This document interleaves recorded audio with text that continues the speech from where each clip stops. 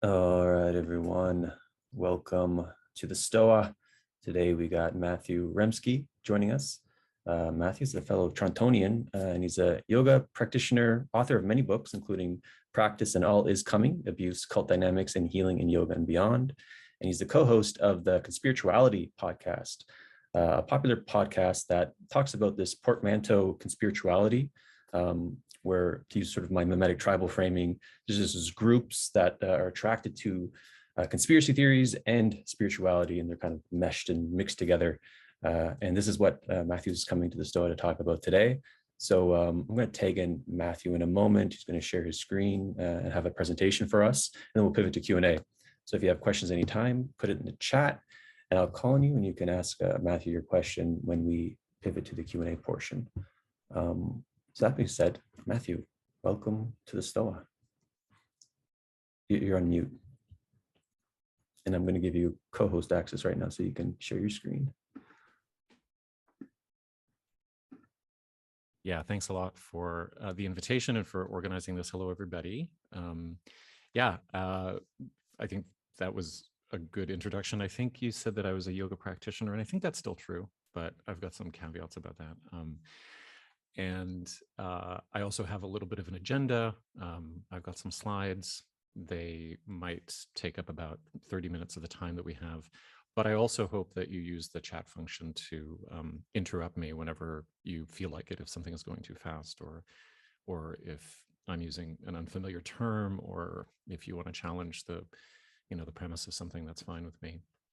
Let me go to screen share, and let me go here, make sure that I have the right slide open. Okay. That's the one I want.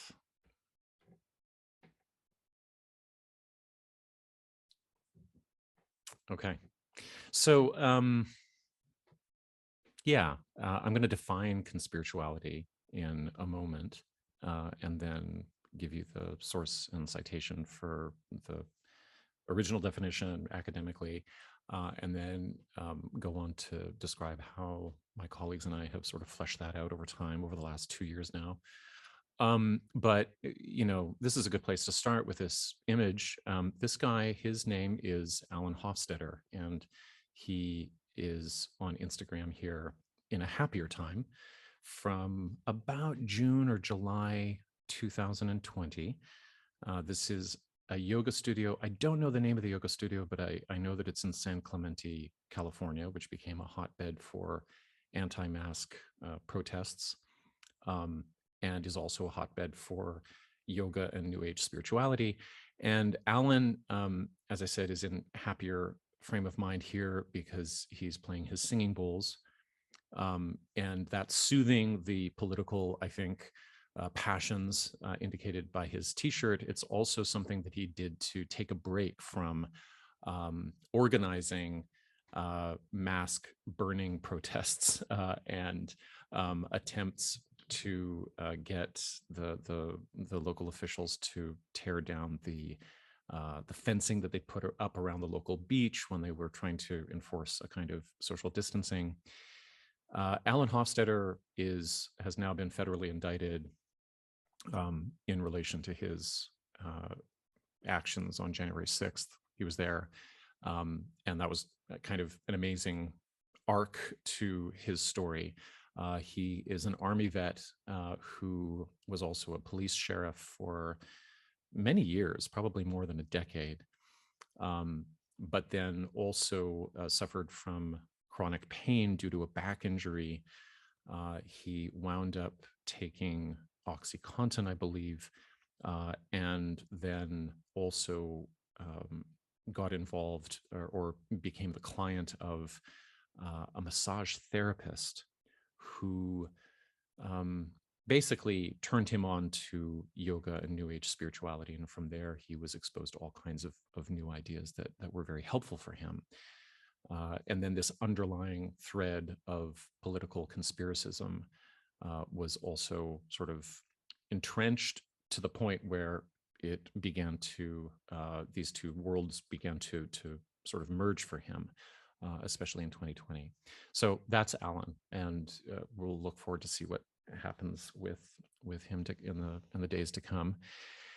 Matthew, To start with a couple of definitions. Matthew, Yeah. just do you want to share your full slide screen? It might show up better for the video. Yeah. Is there? I think you just press play. If I play, okay. Yeah.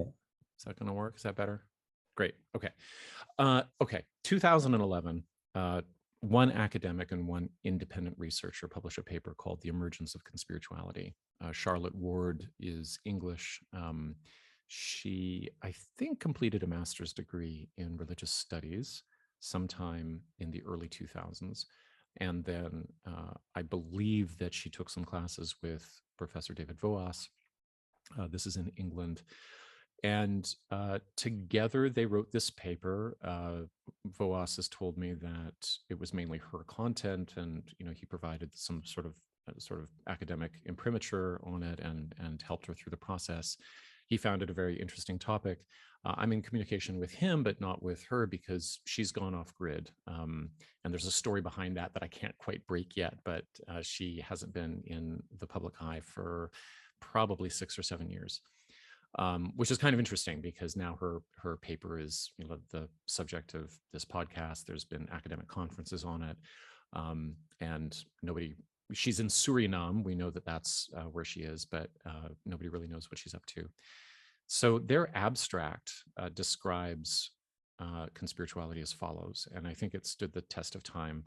The female-dominated New Age, with its positive focus on self, and the male-dominated realm of conspiracy theory, with its negative focus on global politics, may seem antithetical. I just want to flag here that this is prior to any kind of trans awareness in academic language. Well, at least in religious studies. I'm sure in gender studies it's there far earlier. But when they say female-dominated, they're talking about aspects of gender binary that are traditionally feminine, and then there's a traditional masculinity that they're referring to and implicating in this negative focus on global politics. They describe a synthesis that is called Conspirituality, which is a rapid growing web movement. Now, mind you, this is before Facebook and really takes off. So they have no idea how rapidly growing it actually is.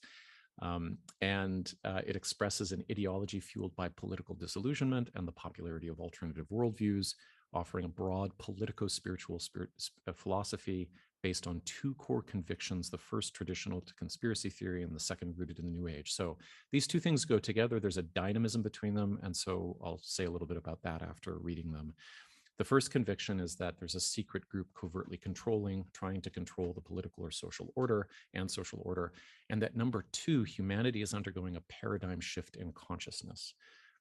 Proponents believe that the best strategy for dealing with the threat of a totalitarian new world order is to act in accordance with an awakened new paradigm worldview. Later in the paper, Ward and Voas blend these two concepts or tether them a little bit more closely by describing how the aspirational aspects of New Age spirituality actually provide some kind of psychological relief and also sociological, goodwill in order to absorb and manage and tolerate the incredible cynicism and paranoia of conspiratorial thinking. So it's not just that these are two beliefs that are sort of held together and seemingly contradictory, but they actually function as kind of like a Mobius strip. The world is terrible. The fact that the world is terrible means that something meaningful and transformative is on the horizon. And the fact that something is meaningful and transformative is on the horizon means that the world is changing and shifting. We're ascending. And everything has its own purpose. So the two sort of beliefs feed into each other and are kind of accelerative that way. Now, what we've done with this over the last 2.5 years is to point out a couple of other things. A basic additional sort of definition point would be that conspirituality is emotionally contagious. And it is an overreaction to an embellishment of real issues. There's nothing about conspirituality that is I would say, bullshit in any kind of generalized sense. This is a social movement that cares about and believes very deeply in, and is sometimes very perceptive about systemic global issues of inequality and so on. I'll get to that in a moment. But the answer that they provide is a little bit hackneyed, simplistic, rife with black and white thinking, and ultimately metaphysical instead of historical materialist. Now, we would also say that the milieu of conspirituality is dominated by influencers who present themselves as shamans and or revolutionaries. And that's part of the branding that they use to sell wellness and spiritual products that they believe will save the world. There is a strong proto and now neo-fascist element to conspirituality through the expression of obsessions with purity, with the fitness of the body, with making sure that your diet is clean, and with making sure that you're taking a lot of natural supplements. There's a fetishization of nature and the natural world that is like essential to the conspirituality worldview, and that gives it its very strong ties to early 20th century fascisms, where a lot of these ideas actually emerge, or at least begin to crystallize. Sociologically, conspirituality builds on pre-existing cults, often, not all the time, but it is very easy to see how influencers in parasocial relationships and sometimes in brick and mortar settings are using cultic techniques to promulgate these ideas. And sometimes the cult in question doesn't even really care about the themes of conspirituality so much per se, as they recognize that they're being given an opportunity here to rebrand, to change the channel. So a really good example of that would be the Kundalini Yoga offshoot, Rama Institute in Venice, California, which was headed up by the late Guru Jagat, who died this past November, perhaps of COVID. We're not sure. We haven't seen any kind of final death certificate. But she was an anti-masker. She was not going to get vaccinated, and she died of an embolism.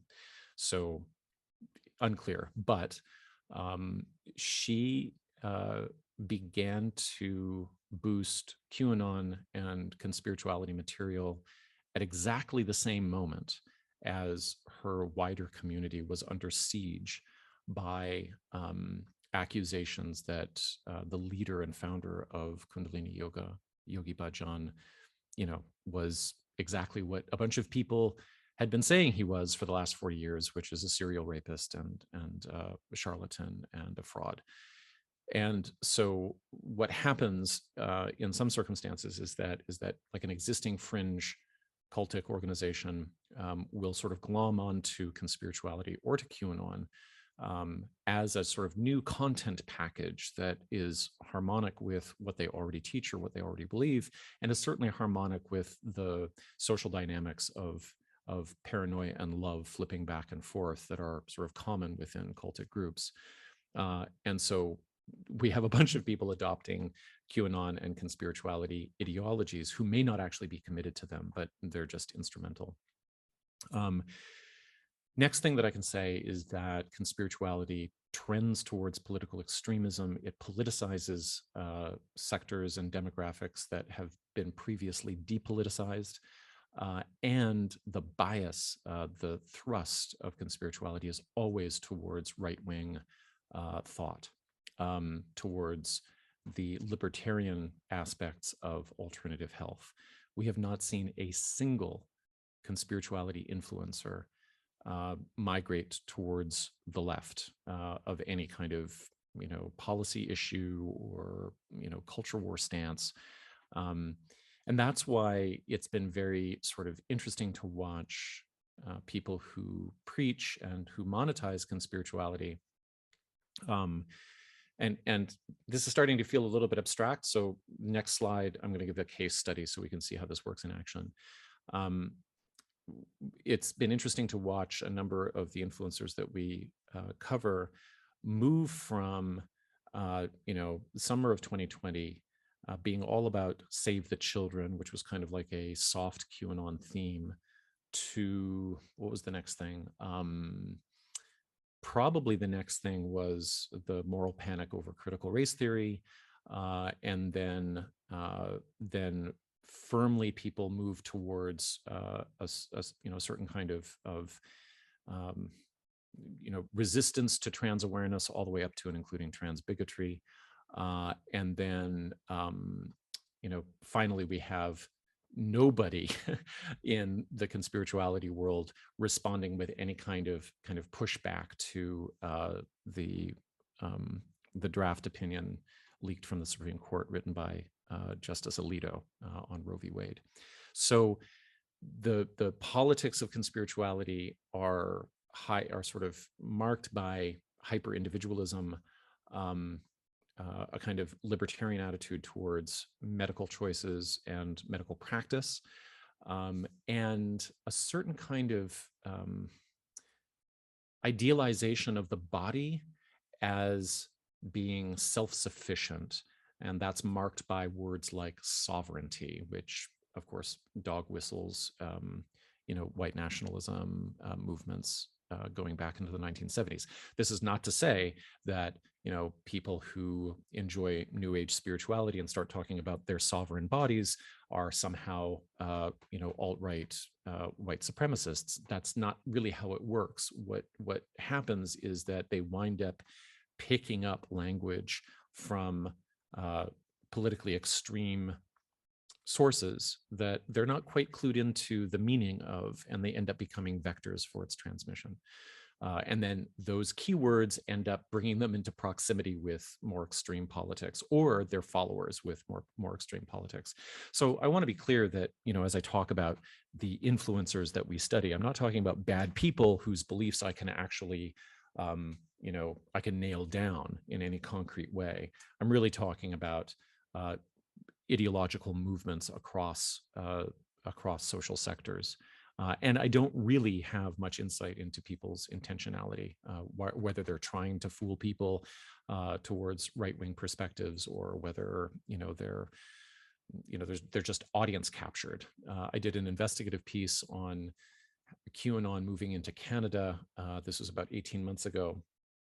And when I reached out to probably 20 yoga celebrities who had posted QAnon content on social media over a particular time frame, nobody would cop to it. Nobody would talk to me. I mean, I understand not wanting to talk to me, but the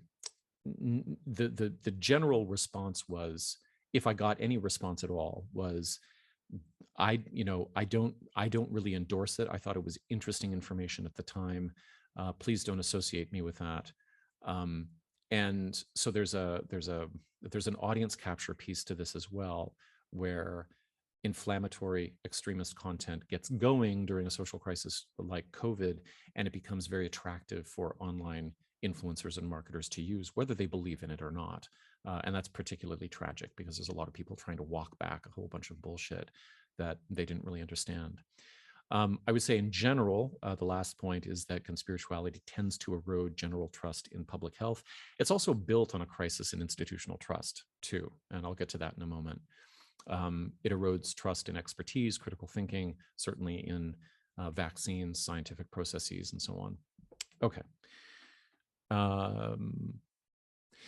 Another related concept that we came up with which is related to, maybe parallel to conspirituality, is something that we call disaster spirituality. And this is taken from the work of Naomi Klein, fellow Canadian, in Shock Doctrine, where she lays out the concept of disaster capitalism. And this is the situation in which a real public health crisis like COVID, or a fictional moral panic like QAnon, becomes the basis for a call for spiritual renewal. So whereas Klein describes the seizure of public assets and utilities in the wake of a hurricane or a war, for instance. I think her opening story or reporting in that book is about how when the parishes of New Orleans were trying to reconstitute their schools, a bunch of Milton Friedman, acolytes were petitioning the local government to hand over those parishes to private school interests and the surrounding lands to private developers, so that the sort of environmental disaster of the hurricane could immediately be turned into a kind of profit mechanism, or at least a locus of deregulation. So we would say that in the same way, disaster spirituality involves a seizure not of assets, public assets, but of attention and emotional commitment, which are then converted into monetized networks to sell spiritual and wellness products, including, the concrete things like turmeric capsules and, things to quote unquote boost your immune system, whether or not they're tested or they work at all, but also, memberships in communities in which people can kind of validate each other in their emotional needs and beliefs. Okay. Let me just see in the chat if there's, are there anybody, do we want to pause there for a sec and just see if there's anything that needs clarification?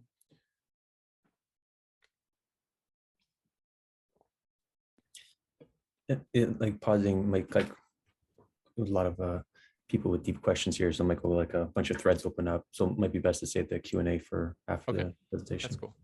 All right. Just a little bit of, we've tracked conspirituality as a really as, it has roots that go way back, but it explodes during the pandemic, and the immediate priors to that, in terms of environmental and sociological factors, are that, and if we take yoga studios being a kind of core constituency of the New Age and wellness movement, that has its own infrastructure, there's 500,000 people in North America who have graduated from yoga teacher training programs over the last 40 years or something like that. So this is a big sort of core contingent of people who are interested enough in yoga to be educated in it towards a kind of soft professionalization. So to take that part of the conspirituality pie and look at it closely is I think significant. The three priors to the explosion in March of 2020 of all of these posts about, this is our time for ascension and the world is terrible and the plan is in motion and so on, is that really the pressures of gentrification had eroded the economic stability of yoga infrastructure going back for about 10 years previous. The urban yoga studio is a product of gentrification, in the sense that it's always on the leading edge of the gentrification train. It's, if it's a beautiful space in an old warehouse, it means that 10 years before people were making something in that warehouse, and those jobs probably went to South Asia or to Latin America. And so the problem with gentrification is that it never really ends. It creates bubbles, but there's only a set amount of money that you can make in a yoga studio with walk-in classes. And so people generally over the last 40 years, if they owned studios, have been owning studios in particular locations for 5 or 10 years at a time, and then moving out into more into less gentrified areas to do that work economically in terms of real estate values. What that has caused is a growing professionalization of an unregulated industry. And it also means that most yoga studios, when COVID hit, were already overextended because they were already maxed out in terms of what they were able to afford in terms of their overhead. So there are strong economic pressures on the yoga and wellness industry going into March of 2020. The lockdowns are really catastrophic. Going back 2 or 3 years before that, we have, 4 years really, we have the explosion of the Me Too movement within the yoga and wellness worlds, which unveils a lot of institutional betrayal. There's an authority crisis, or a sense of like there's nobody really in charge. Then I would say that COVID exposes a series of vulnerabilities within this demographic. So financially, that relates to point one. Epistemological relates to point 1, 2, in the sense that if the main way in which the yoga industry funded itself and avoided or pushed back against the economic pressures of gentrification as its rents rose was by creating kind of bespoke trainings that were unregulated and were, costly for people to go to, but really weren't based in any kind of academic rigor or sort of institutional policy. So we have like an explosion of yoga teacher trainings from, I would say, 1985 to 2020, in which there are basically no academic standards. There are no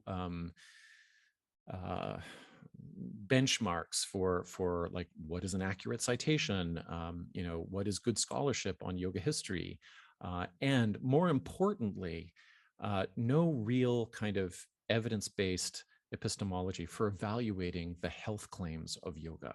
So, yoga people in general are very fond of thinking about how healthy yoga practice is making them.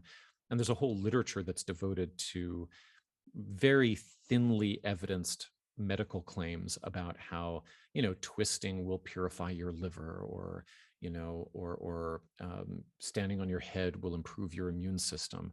None of those statements generally are backed up with any kind of evidence, but they're baked into the basic training systems of this entire industry that has put out 500,000 graduates and made people feel as though they know something too, right? Even if it doesn't compare to the other kind of educational standards that they've been exposed to. So that's a little bit of the priors. Now, what do conspirituality influencers get right? Actually, let me skip that and go to the case study, and then I'll come back to this. Yeah, okay. So here's a power couple in this space. Dr. Kelly Brogan, who is still a doctor, but just barely. She used to be a registered psychiatrist, or a licensed psychiatrist, but she's retained her MD license in Florida.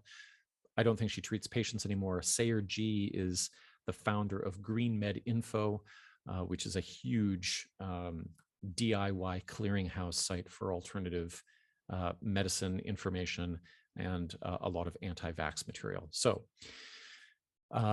there they are.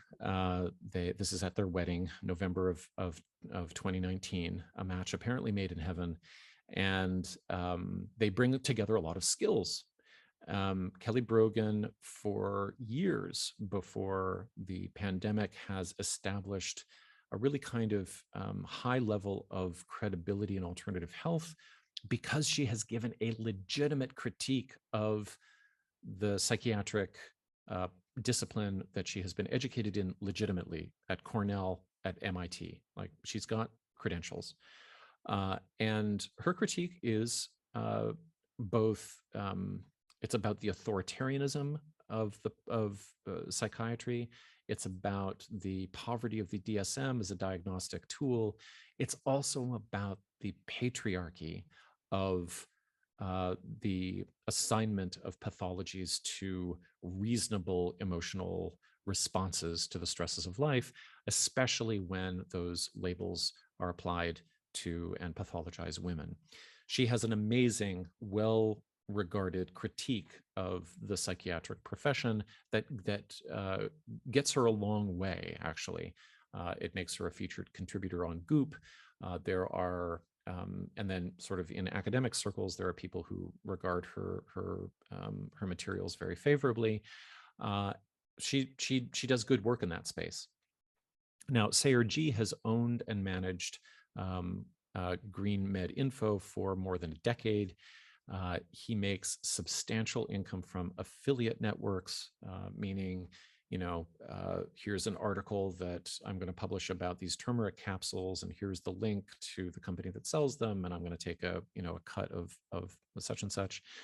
But he's also been publishing anti-vax propaganda for years, alongside his research papers that he cherry picks from journals usually of low quality that review natural remedies. But he also addresses this very legitimate and reasonable complaint that medical data is kind of a black box with regard to lay people. He's built a huge infrastructure. So we really got, on Kelly's side, we've got really good content. On Sarah G's side, we have really good infrastructure. They've established a set of reasonable grievances about things that are, really problematic. Now, in March of 2020, the same day as the WHO declares a world pandemic, Brogan just sort of forgets that she's a psychiatrist altogether and starts making statements about epidemiology. She takes on the role of disrupting public health by publishing a video called What's Going On? And she cites Tom Cowan, who we see here with, I don't know, that looks like really, I don't think it's corn. I don't know, might be corn. But he is a theosophical doctor who at the time was on probation. He's now surrendered his license in California. He doesn't practice medicine anymore. He was on probation for prescribing a woman over the phone an unverified or an unregulated cancer treatment. He never saw the person in person. So that was 5 years probation, but it hasn't been worth it to him to relicense himself. Now he denies germ theory. He believes that, like Rudolf Steiner, his main inspiration, that really it's all about the terrain, which is a whole other discussion. She also cites the anti-Semite Reich Geert Hammer, a German doctor who founded something called German New Medicine. It's very popular amongst a bunch of conspirituality chiropractic practitioners. She refers to supplement salesman Joe Mercola, who did things like told people to inhale nebulized hydrogen peroxide as a treatment for COVID-19, which is an extremely stupid thing to do. And she also cited Louise Hay of Hay House Books, which is kind of the backbone of New Age alt health media as a platform. And Louise Hay, was famous for doing things like telling AIDS sufferers that they were sick because they hated themselves. If as gay men they could learn to love themselves a little bit better, they would never have contracted HIV. Brogan is also an HIV/AIDS denier. Okay, so the next thing that they do is, she breaks her scope of practice. She moves out of her field. She appeals to pre-modern or nostalgic medical thought, and that helps her establish stronger bona fides with a larger New Age and wellness contrarian network. So immediately, and all of these sort of communities are networked together, because as soon as she cites Tom Cowan shares her sermon to all of his theosophical groups around the world. This makes a big splash. It gets her fired from Goop like within days, but she's off to the races. Now, as they progress through 2020, they continue to develop the theme that COVID deaths are likely being accelerated by fear of the virus, and that fear was being stoked by mainstream media intent on the curation of reality to make people distrustful of each other. I think you probably have heard these arguments. Here is Kelly in a screenshot from one of her online meditation programs. You can see the kind of vibe she wants to project. She has a real beneficent gaze.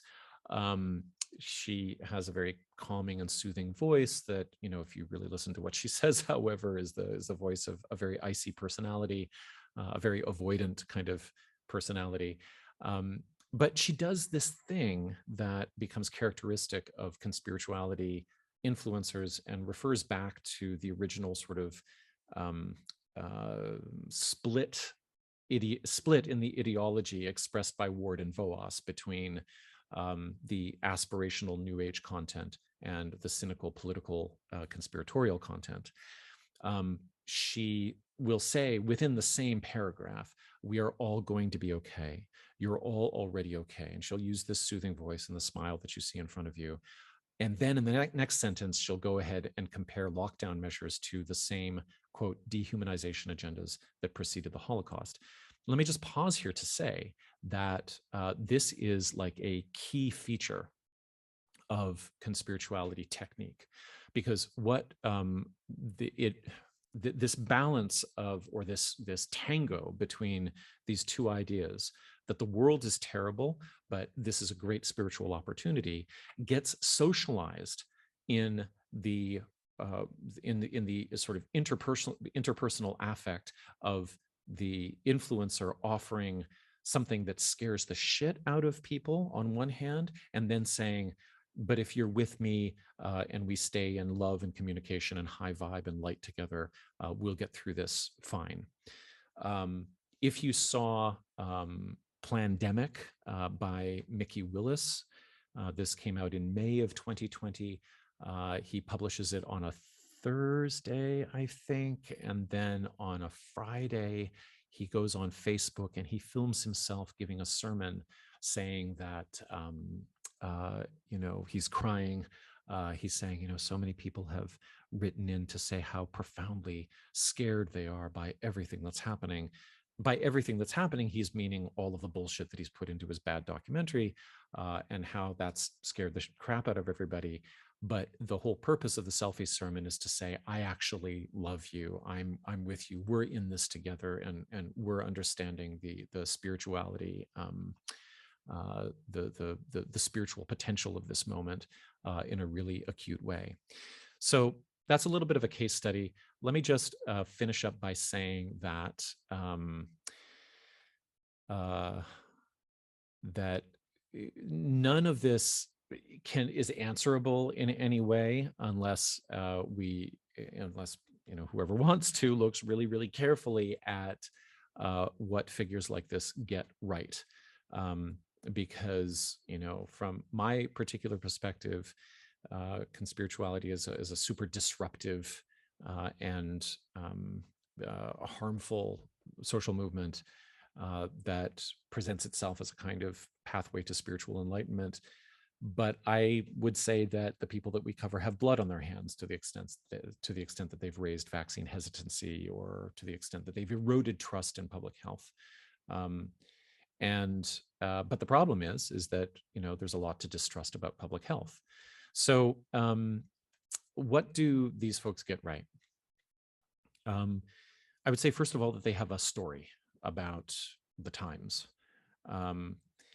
And on the other side of the equation, scientific processes, public health infrastructures have processes, they have tasks, they have benchmarks, and they have phases. But conspiritualists have a story about what's happening. And the story is an attempt to address something so inconceivably complex as our contemporary online world. They're trying to deal with the hyperobject. And what we have when we hear science communications, or what we have when we hear public health officials speaking, is we have people who are trained to pay close attention to details, and try to simplify their message and address one problem at a time. That will never satisfy the person who feels that there's something deeply wrong with the world on multiple levels, and has lost patience with the kind of management language that is often applied to the possibility of answering any problem. And at root, the story that they tell is reasonable. Capitalism is predatory, that the medical systems in the US especially are abusive and financially punitive, and that there does exist organized intergenerational institutional abuse. They are right that Jeffrey Epstein ran a global network of trafficking that we'll probably never get to the bottom of, and there are probably good reasons for that. They're right about a lot of things. Okay, so they have a story. Secondly, the story is gamified with heroes. the thing about QAnon, for example, as a kind of an extreme subset of conspirituality, is that there's no leader at the center. There's whoever is doing the LARP, known as Q, whoever's doing the drops, whether it's Ron Watkins or people before him. It doesn't really matter because the identity is never really exposed, and he's much more powerful as an unseen myth as he would be revealed. In the absence of a leader, who ends up leading QAnon? It's the participants themselves, by engaging in a kind of proactive, gamified environment in which they can become digital soldiers, they can become sleuths. Conspirituality operates the same way, in the sense that to become and remain visible in the New Age and wellness movement, you will use your charismatic leadership skills to go out and capture the marketplace, and that marketplace already expects you to deliver privatized solutions and personal pathways to spiritual health and well-being. There's nothing about the yoga and the wellness world and its leadership structures or its economies that pushes anybody towards saying, oh yeah, I should invest more in public health. Oh yeah, I should actually vote for universal health care. There's I should support better coverage for this population or that population. That's just not part of the discourse. You are on your own. You're going to save your own life. You're going to be the hero of your own story. That's very central to the New Age story and ideology in general, and that's very powerful. So this is maybe not maybe this doesn't belong under the title of what do conspiritualists get right, but how are they effective? Okay. What else do they get right? Well, they appeal to very real grievances and uncertainties. I've mentioned a few. They know about inequality, especially economically. And the demoralized solution that they offer to that is to promote the idea of personal sovereignty or autonomy, as though somehow everybody can exist as a radiant singular atomic bubble or something like that, and they'll be happy that way. They also know that from decades of global managerialism, the rise of the professional managerial class, they know from climate action failure, they know from the Me Too movement that there's very little accountability in public and institutional life. Now, the demoralized solution that they offer to that is to focus entirely upon self-responsibility, including boosting your immune system. Finally, I'd say that conspiritualists soothe anxiety about fraying social networks. One of the purposes or functions of the conspiracy theory is to provide people with a sense of community that is able to share their like-minded views, especially if they feel alienated from their brick and mortar lives, their in real life lives. So it appeals to the fact that social relations have been reorganized. This feels chaotic, and there's a demoralized appeal, or I would demoralized, is that the right word? It's like just an ineffective answer, which is to appeal to traditional forms of community, to appeal to heteronormativity. We need to return to a time when men were men and women were women and everybody knew what babies were and so on. We need to return to the earth and how good and beneficial it all is. We need to reject all structural analyses as well that suggest that there are material reasons for social fragmentation. So in conspirituality, there's no real analysis of like politics.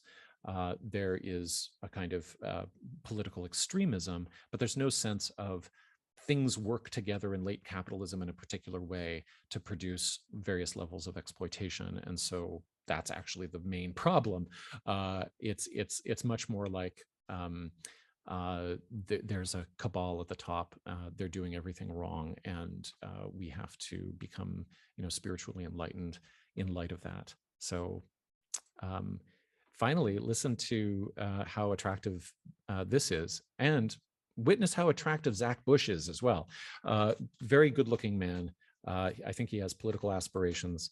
He's as good looking as Kelly Brogan and Sayer G are. There's kind of like, oh, this is not a good slide. Why is that like that? Let me come out of there.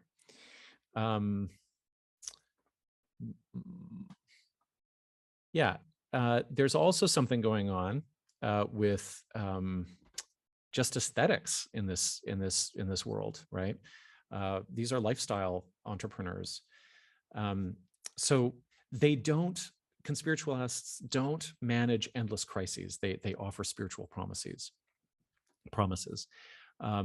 Yeah, so this is anti-vax influencer Dr. Zach Bush speaking to two women on a podcast called Almost 30, which is kind of a joke. And they're fawning over him, and they're talking about him after the interview as though it's like he's Jesus. They actually say, he went into this rhapsody, and he finishes it, and they say, wow, I had tears in my eyes, and it was like Jesus in the flesh. Go create with nature today. Don't buy something today. Go create something today. Plant a seed, stack a stack of rocks in the river and see the river move those. Play with nature today. Go outside and revisit your beauty. You don't even know yourself yet. Society has not let you see it. You don't know what lies within you because society has made sure that you don't know your own power. You are a force to be reckoned with, and you are graceful, and you are beautiful. Oh my God, you're so beautiful, and you showed up right now. Thank you for your courage that it took to show up at the tipping point of all things. So he goes on. This is very compelling stuff. And it's not what we typically hear from doctors. It's what we hear from preachers. And maybe I'll just end with that, which is that, conspirituality is filled with doctors who want to be priests and with priests who want to be doctors. And that's a hard, brain melt to deal with. Awesome. Thank you, Matthew, for that presentation. And are you okay to stay perhaps 15, 20 minutes after the hour? I sense we're going to have some good questions. Sure. Yeah, cool.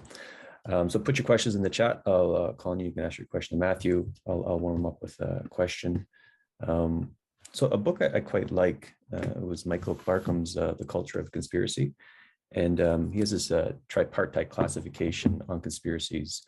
One's an event conspiracy, so like JFK, systemic conspiracy, that kind of like an evil institution influences things like Freemasons or something. And then the last category is like super conspiracies. So everything is connected, usually by some like evil force. And then the countervailing response is like a full-blown enlightenment or theosis or something. And it seems like the super conspiracy category falls into the conspirituality stuff. Right. And I really like this model because it disambiguates or it helps me kind of like sense into perhaps what's real conspiracy, or Peter Dale Scott calls parapolitics, versus sort of the more fantastical stuff. And the first category, event conspiracy, that seems like where not all but some real conspiracies happen, in the like Epstein situation, for example. So I'm curious what your thoughts on any of these framings are, and if you have any personal protocols that you use or would recommend to sensing into the real conspiracy parapolitical stuff while policing the mimetic creep of the super conspiracies. It's a good question. I mean, I have to think about that framework more a little bit because I don't think I can really, I don't think I can speak to it on the spot. But just the three categories again are event, and secondly is... So yeah, event conspiracy, so JFK, systemic conspiracy, so like an evil institution, Freemasonries, right. And then super conspiracies, everything's connected, usually by some evil force. Yeah. I mean, I don't know how this theorist is using the sort of pipeline between those three, but it would seem to me that from what we've seen in conspirituality, that the reference points can be fairly fluid, that, the event can be the lab leak, or the event can be the, the particular poisoning of the vaccine supply or the water supply if it's snake venom or something like that. And then the systemic conspiracy is very easily related to, well, the entire medical system is X. And then it almost feels like the super conspiracy is the ability to make the content of the first two categories transient, so that whatever you're focusing on, you can switch it up, because the sort of umbrella feeling of the entire experience of being alive is that nothing is as it seems, everything happens for a reason, and everything is unfolding according to plan, right? So I mean, the model that I use is more from Michael Barkun, which kind of defines the not how the subject matter of the conspiracy theory is defined, but rather what are the sort of architectural elements of something becoming a conspiracy theory. And those are the three beliefs. Like nothing is as it seems. Everything happens for a reason, and everything is connected. And I guess I've gravitated towards that model because Charlotte Ward and David Voas use it to show that actually those are core beliefs of the New Age as well, right? That, integral to New Age spirituality is a feeling that everything is connected, that nothing is as it seems, and that things happen for a purpose, and that can curdle.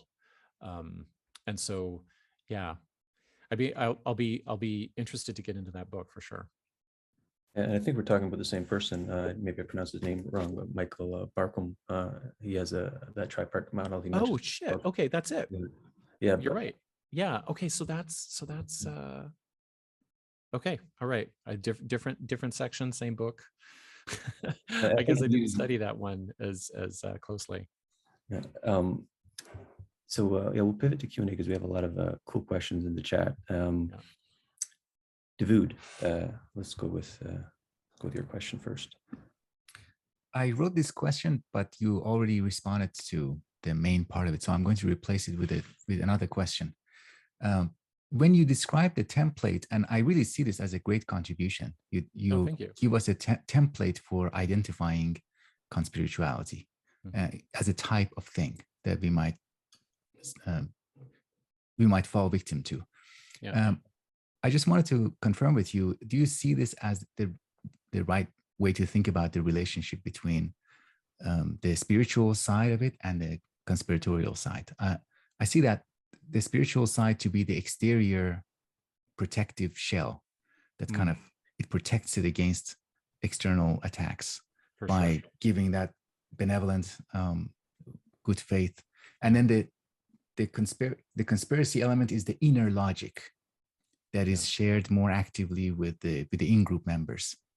Right. Is that a fair? I think that's extraordinarily on point, and I think that it speaks to a sense that there's a psychoanalytic structure to conspirituality, in which the benevolent shell, as you put it succinctly, of the aspiration, the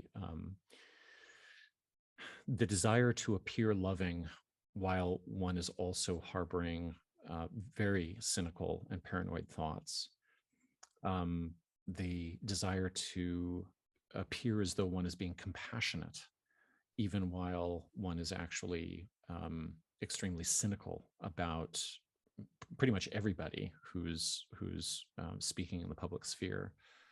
That there's a way in which conspirituality offers permission for a person to harbor their sort of very, most cynical and I would say distrustful, sometimes aggressive beliefs about the world. And it also, Ward and Voas point this out in terms of tolerance. They'll say that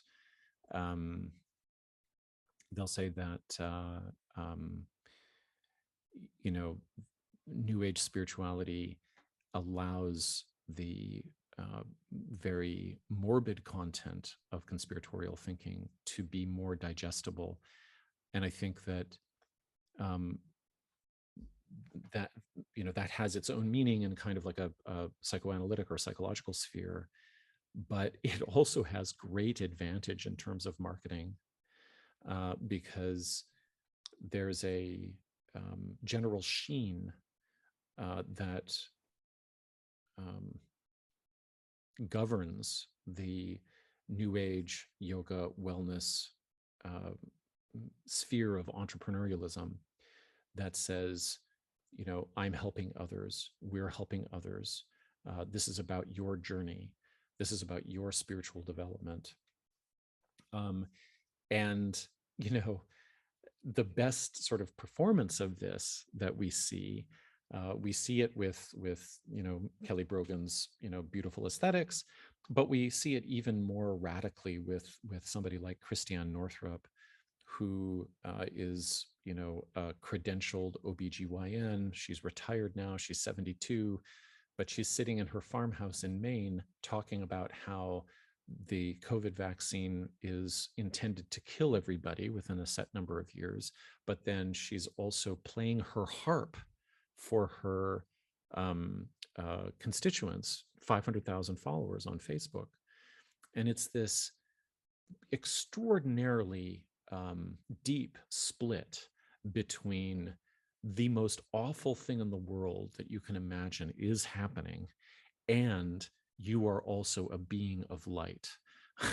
And I don't think it's almost like a perfect way to launder things like the blood libel into popular culture. It's not a mistake. It's not an accident that Christiane Northrup's Facebook page becomes the primary mainstream vector for Plandemic by Mickey Willis. So, it was the Plandemic was sort of languishing, slowly building its virality in QAnon Facebook groups primarily for the first couple of days, and it didn't really explode until Christiane Northrup shared it to 500,000 people, and then within a couple of days, it had 8 million views.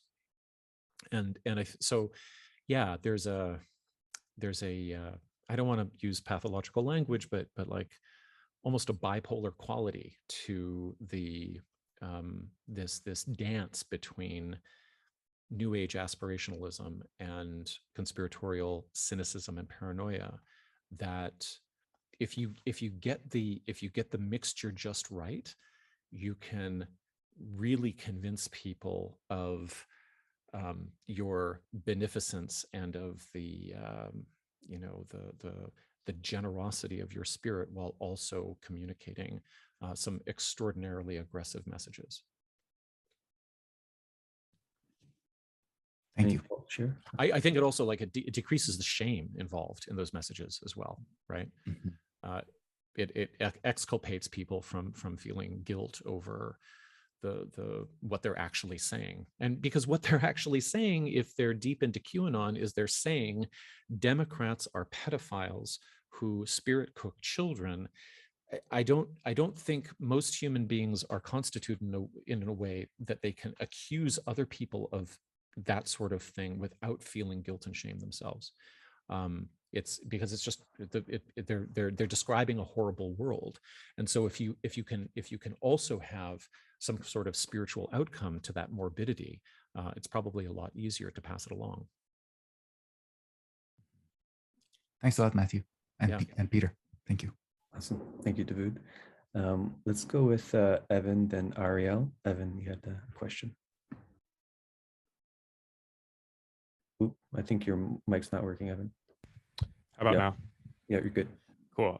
Thanks. Hi. So I'm interested in something you sort of touched briefly on, where these conspiracy theories, conspirituality, et cetera, will often express something which is a sort of distorted mirror of a actually existing real conspiracy or other Right. bad thing in society. So Pizzagate versus Epstein, or various lurid CIA and FBI centric theories of the 60s and 70s, and well, they were actually up to some pretty bad shit during that time period, Right.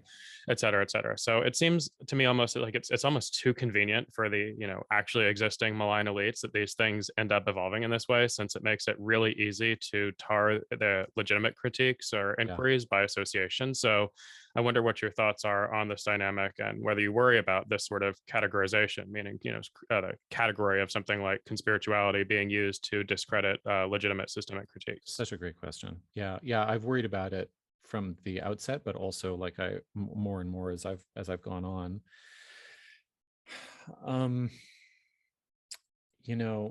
I think it's easier to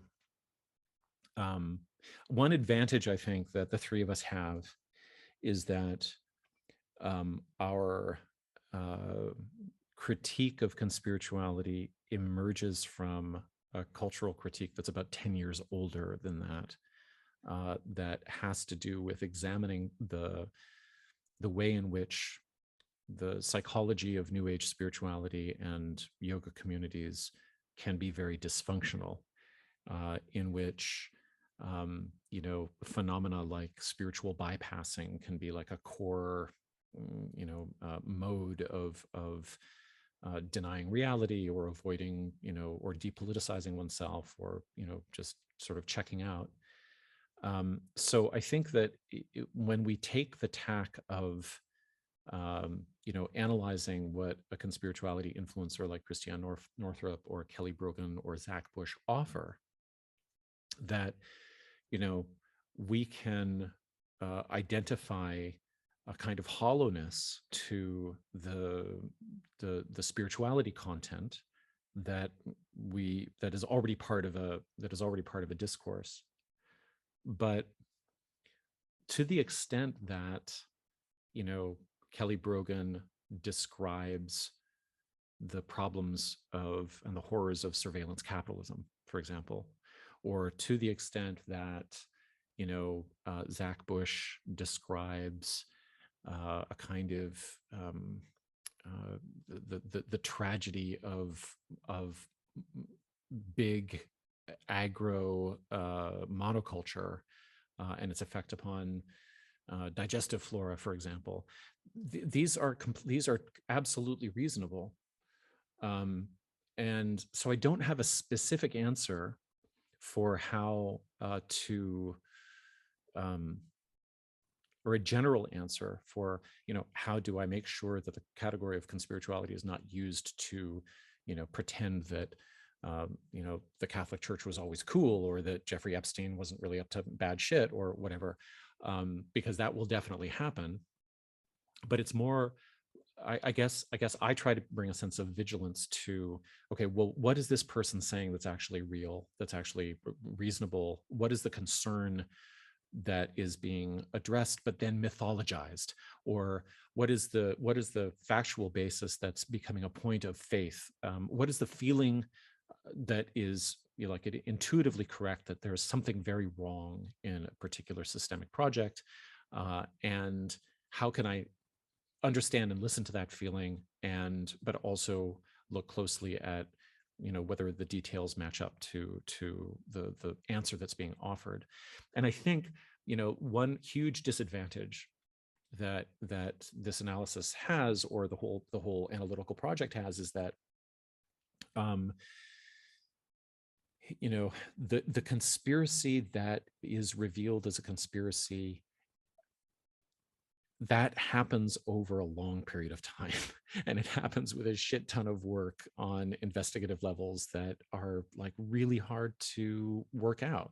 Just in the relatively small scale investigative journalism I do into religious groups, for example, it can take years to nail down very simple details about what actually happened when, and so there's I guess what we also try to communicate is that the conspiracy theory is a reasonable, understandable, and emotionally probably beneficial shortcut to resolving the existential angst of realizing that there probably is a conspiracy at play. So I also try to emphasize of like, let's just wait. Let's just wait for a little bit. And let's collect more facts. Let's understand that conspiracy theories emerge almost whole cloth, and they interact with each other. They share the same template. They often look like each other. They're often transient in terms of their content, and that's why people can bounce from one to another. And if you recognize the hollowness of all of that they're a form of entertainment, they're a form of distraction. If that can be part of the educational or the analytical process, I think that's valuable, because discovering what the actual conspiracy is just fucking bone-breaking work that, like science itself, like, figuring out how NRA works, it just takes a long time. And when it's and when that work happens and is subject to public scrutiny in the era of social media, it's even harder, because the individual parts of that process are being questioned at every turn. So that's a little bit of a ramble, but I hope it answers a little bit. Any follow-up, share, Evan? Yeah. So I guess the thing that kept bouncing through my mind as you were responding is this seems to point to like a fundamental problem of epistemology, like in the sense that okay, so we can delineate like some set of new spirituality movements as belonging to this conspirituality cluster, if we want to, right, based on various factors. But it seems like it's almost arbitrary, and I don't quite mean that, but it's almost arbitrary whether a given group is going to fall into that cluster or not, because a lot of these things seem to basically be groups that promote and teach the sorts of faux epistemologies, which, as you mentioned, can be very emotionally satisfying, but which don't actually lead to correct anticipations about what's going to unfold in reality. And so I just think that's but then, of course, to deal with that problem, you then have to deal with the whole juggernaut that is religion writ large. So what do you do? Yeah. Right. And we often feel the criticism that like the boundaries of this term are too porous. I mean, I have a similar problem in the other sort of main discipline that I work in, which is like cult research, where the term itself is highly contested, but people who have worked as cult researchers and recovery specialists, therapists for years, have very clear ideas, and for very good reasons, as to what a cult actually is and what it does.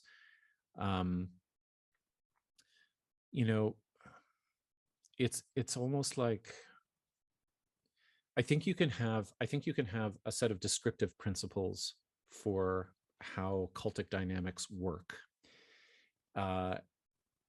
And in the same way, you can have a set of principles for how conspirituality works as a set of social relations. But I think where it gets messy is that there is never going to be, and this is probably more and more true as we become more and more online, there's never going to be any kind of rigid boundary around the cult. So an example that I use is I wrote a book on the founder of Ashtanga yoga, which is like a global yoga school, and so he's a really bad guy, and he abused his students for 40 years. And he was allowed to do that, I argue, because there were very clear cultic dynamics at play. Now, people would write to me and say, okay, well, are you saying that Ashtanga yoga, which is his brand and school, is a cult? And I would say, I don't know. I mean, I've identified and I think substantiated that there are cultic dynamics, but I am not willing to say that the entire thing is a cult. And then I came up with this image, which is that, and I think it was during fire season in California, and I was looking at a map and I was seeing like where the red spots were, right?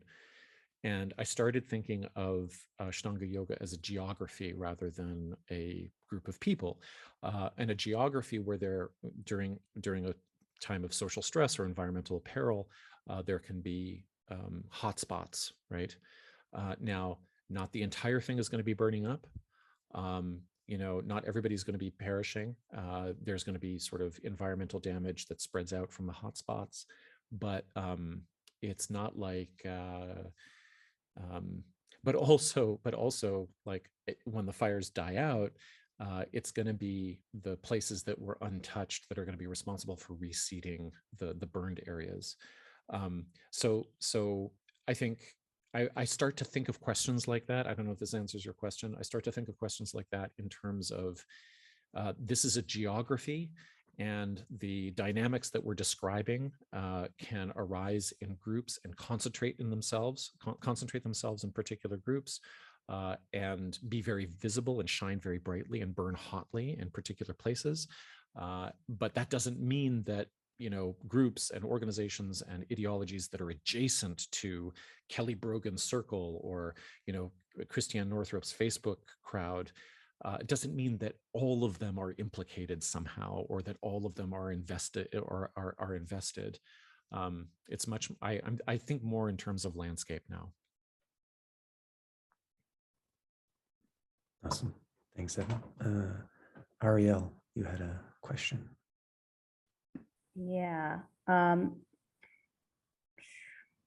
find it. So I guess my question is, so you acknowledge that like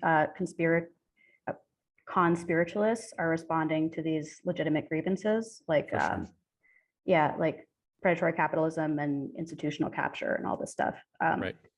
So in light of that, it makes sense to me to pursue like really to incorporate like alternative epistemologies like intuition, personal research, like when it comes to medical stuff, like seeing what makes my body feel good and stuff like that.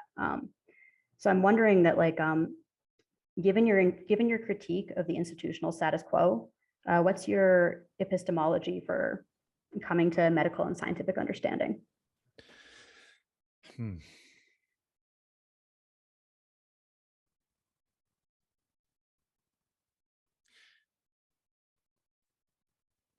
I mean, I think to frame an epistemology is, to me, feels a little bit more abstract than to think about the social relations that I think are at the heart of the institutional distrust, especially in medical services. The number of listeners who describe, we've done a number of like story callouts, and the number of listeners who describe, so this is all like, qualitative and anecdotal, but so many people describe heading into alternative medicine circles and contexts because they had abrupt, authoritarian, patriarchal, non-attuned, capitalistic, transactional-based interactions with their healthcare providers. And that would just be baseline. On top of that, when the healthcare provider gets it wrong, or the patient was a woman and their pain was dismissed or pathologized or something like that, minimized, or if they were Black and their pain was minimized, this also created a just kind of like a deep embodied distrust of the clinical space, which is already, in Foucault's terms, a space of alienation and the creation of the isolated subject. So, I guess my answer is that, or my intuition is that, to the extent that medical interactions, doctor-patient interactions, can begin to understand this, the deeply subjective qualities of clinical care, that the epistemological questions will follow. Like it's. I mean, my personal belief is that, you know, consensus public health, even though it's messy around something like COVID, is generally correct. And that's just because I assess the data that I see, and I know that people are struggling to figure out whether or not masks are worthwhile or not worthwhile, or what kinds of masks in the beginning, and they're doing it all in the public spotlight, and it's very difficult. But in general, I have confidence in the public health consensus about what should be done. Now, that's changed a little bit since so many governments have declared the pandemic over when it's probably not. But coming from a place in which I generally trust that information, when I think about the people who I've interviewed and I've spoken to who described not having that trust, there's a whole series of experiences and you know, exploitative relationships that precede that I think, you know, I guess I can't think of like how do we figure out the best way of communicating what is true, or how to think about something when this prior problem exists of like, why do so many people feel uncomfortable or unworthy in clinical environments? So that's where my brain goes first. Can I ask a quick follow-up? Yeah. I guess I feel like there's like an aspect of it that your analysis isn't quite capturing. Like, Sure. sure, a lot of people have personalistic reasons and it's based on their own individual experience, but there's a lot of like, you have a systematic analysis and be pretty suspicious of like the mainstream medical consensus. Like there's a ton of analysis on like regulatory capture with the FDA, and like there's like corruption and like incentives and like poor practices that even go like deep into like the layers of like scientific studies themselves. Like there's like John Ioannidis does it. Like there's like a lot of stuff around that. And so Right. I guess I just kind of wonder, like people could have like also like very legit systematic critiques based in rationality that lead them to be suspicious of mainstream for medicine. Sure. So I guess would never I'm deny just that. so I guess I'm just Yeah. I'm hearing that you're kind of, you generally trust the institutional consensus because around something like COVID. I mean, around something like COVID. Yeah, I guess why I'm hearing that you're saying that it's like they're working really hard and they seem to be like, I don't know, I guess maybe I'll speak a little bit more to that. I mean, sitting here in Toronto, watching public health officials go through the process since March of 2020, what I saw was, you know, a fair amount of transparency. The attempt to answer difficult questions when there were a lot of unknown variables. People trying to do science in a public forum when that's really, really difficult. And doing it under a kind of pressure, both economically and socially, that is just hard to imagine. And so, but I also have to say that, like, I don't come from a background of, you know, analyzing, you know, medical systems or institutional practices. So you know, when I came into this subject matter from cult research, suddenly the institutions that were at the source, at the heart of distrust, weren't religious organizations or churches. Suddenly it was this larger, you know, more complex field that you know, I've sort of had to scramble to catch up with. But I don't think that, like, I don't think I or any of the three of us have ever said that somehow, you know, medicine in late capitalism is perfect, or, you know, or without scandal, or without you know, deeply corrupt practices, or that, you know, the pharmaceutical industry is somehow out for, you know, everybody's benefit or something like that, or that there haven't been vaccine injuries. So yeah, I don't want to convey that impression. I totally agree with you. You could have a completely, you know, solid analysis of you know, medical institutions that is not conspiracy laden at all is right on board. I would agree with that. Awesome. Thank you, Ariel. And do you have time for one more question, Matthew? Sure. Yeah. Katie, you had a question. Yeah.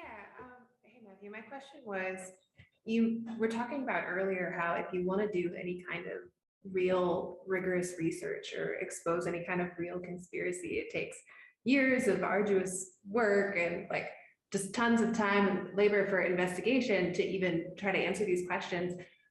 So for people who are concerned about current events and that we might be headed in a dangerous direction in light of some of the real issues, real issues, like how do you recommend that we investigate, act, think, speak with integrity on a shorter time scale? Yeah, I mean, my comments were really referring to when, I forget the reporter's name who did the Epstein work, the investigative work there, it was 3 years or whatever that she was tracking. And then I think also of like the New York Times trio that went through the Trump tax records and how intensive that was. Yeah, go ahead.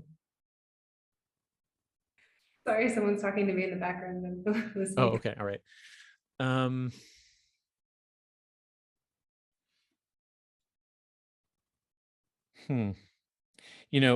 Amongst the three of us on the podcast, I'm not the one who kind of has the best practices on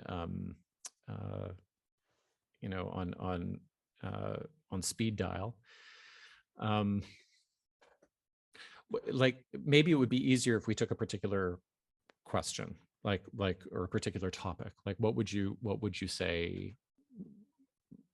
What kind of issue would you want to investigate and come to some sort of educated citizen's opinion on? So I guess in talking about in thinking about Jeffrey Epstein, that case brought up potential implications for a lot of global leaders. Right.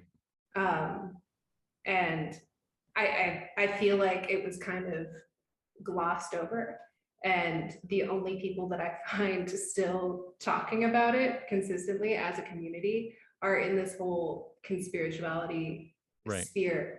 And that's a dilemma. Right. Well, I mean,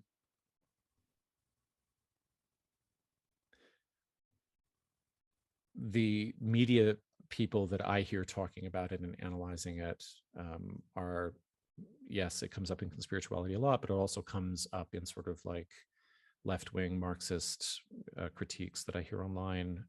It's a big sort of topic on the dirtbag left. So I don't think it's silent. I don't know. It's our dilemma, right? Because we've got the Miami Herald reporting, we've got the Ghislaine Maxwell trial, we've got fact-checked and official sources of information, and then we run up against the limitations of the Miami Herald's journalism. We run up against the limitations of the Maxwell trial and what the prosecutors are allowed to or willing to bring into the public. And yeah, so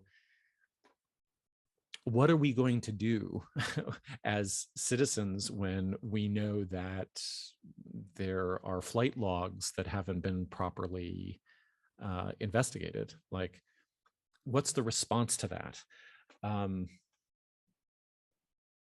I mean, I guess from a conspirituality perspective is it would be really good to resist the impulse to make things up, because it's not going to help. It's not going to help. It's not going to help Epstein's victims. It's not going to help future victims of sex trafficking. You know, I think it is helpful to have a political and ideological analysis that says this is what men in power can do, and this is how capitalism and finance can organize itself to protect them. And that might bias a person towards a certain kind of, like, you know, expected outcome with regard to the research. But I think until somehow we get you know, proper journalism, proper reporting on it, what can we do?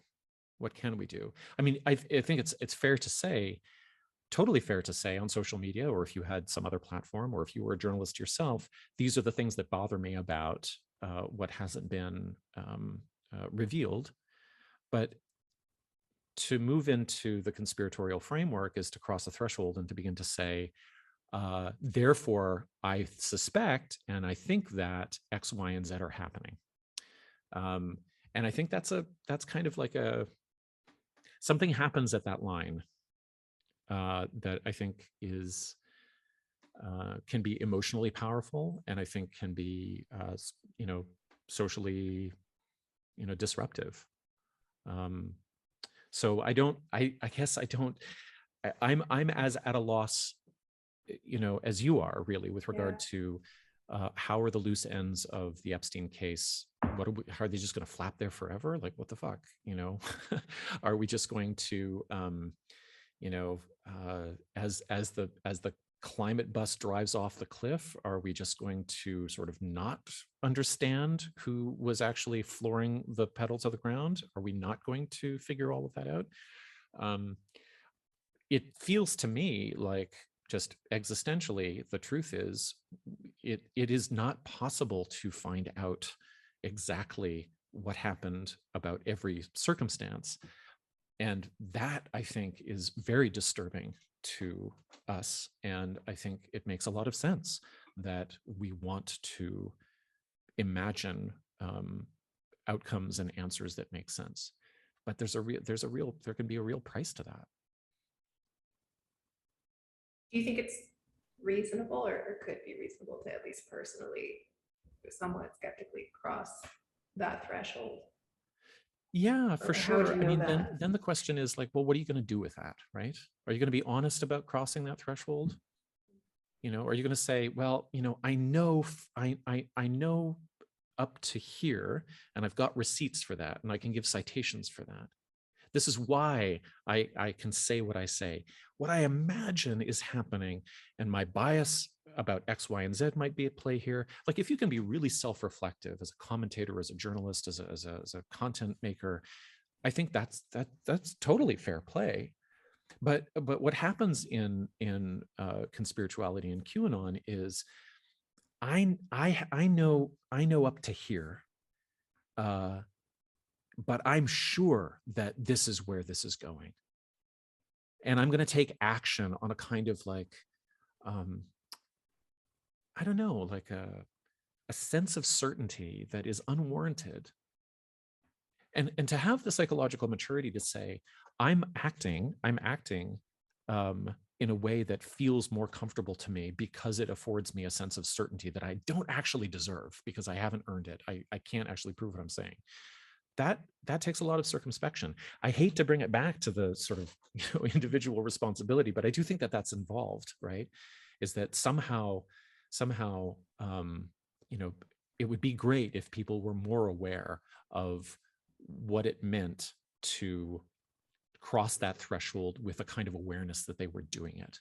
And if there was a political purpose for doing that, that's cool too. But you have to be aware of that, right?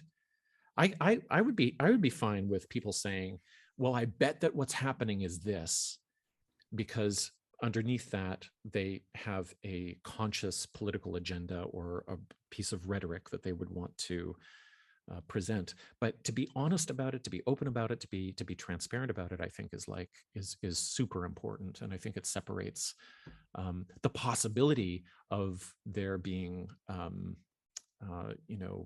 generative dialogue from the foreclosure of it. Because the thing about false certainty is that it doesn't really let you discuss about anything. If you personally wanted to say, okay, well, I know up to here, and I can give citations about Epstein up to here, but I think that what's happening is this, and I'm very suspicious, or I'm concerned about so-and-so, but I might be wrong.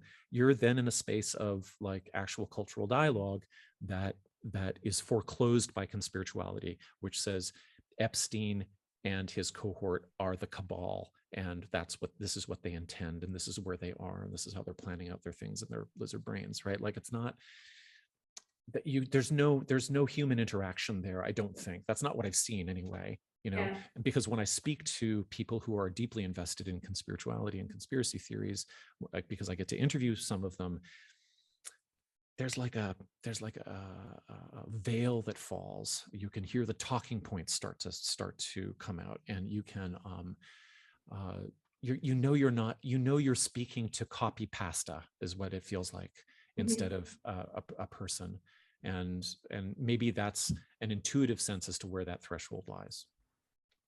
Thank you. That was super well articulated. Thanks. Yeah. Thanks, Katie. So we'll close out here. Matthew, any parting words for us here at the Stoa, or anyone watching right now? Really great platform, man. And thank you, everybody, for your great questions. You really stumped me. And especially the one around, this stuff around, how wide is this brush that you're tarring people with? That's really great for me to think about. And also, if you have a, cogent systemic analysis of institutions that puts you in a position of skepticism or distrust, then I have to think about that a lot, right? Because I think I've sort of gone 2/3 of the way there, that there can be, really good reasons for people to be distrustful, and that might make them vulnerable to crossing the threshold into conspiracy land. But but there's another third there that I don't think I understand very well. Yeah, so I'll make some closing announcements in a moment, but so good to have you here with us, Matthew. We'd love to have you come back, perhaps kind of flesh out some of this threats that emerged here. There's many. And I'll plug one event. If you like this one, you might like this one coming up on July 11th, the Politogram and the Post Left. This New York artist, he investigated some Memetic tribes that were happening on Instagram. And so here, I'll just read a blurb. A unique look into young online memetic subcultures where Gen Z teens explore radical politics such as eco-extremism, neo-reaction, anarcho-privatism, transhumanism, anarcho-capitalism, alt-right, post-left, egoism, and cybernihilism. And I read his book. It's quite fun and weird. And so it's right up the Stoa's alley. So you can check out that one and other events at thestoa.ca. So that being said, Matthew, everyone, thank you so much for coming out today. Yeah, thank you.